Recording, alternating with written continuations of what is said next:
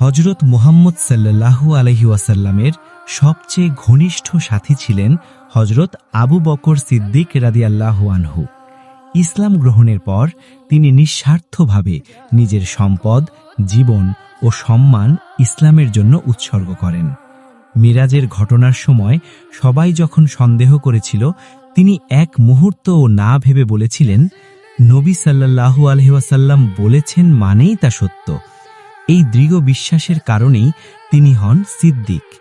নবী সাল্লাল্লাহু আলাইহি ওয়াসাল্লামের ওফাতের পর তিনিই হন ইসলামের প্রথম খলিফা, ন্যায়, ধৈর্য ও ত্যাগের এক উজ্জ্বল দৃষ্টান্ত।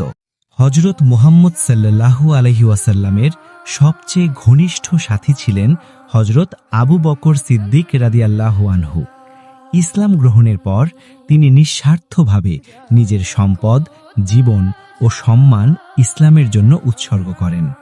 মিরাজের ঘটনার সময় সবাই যখন সন্দেহ করেছিল, তিনি এক মুহূর্তও না ভেবে বলেছিলেন, নবী সাল্লাল্লাহু আলাইহি ওয়াসাল্লাম বলেছেন মানেই তা সত্য। এই দৃঢ় বিশ্বাসের কারণেই তিনি হন সিদ্দিক।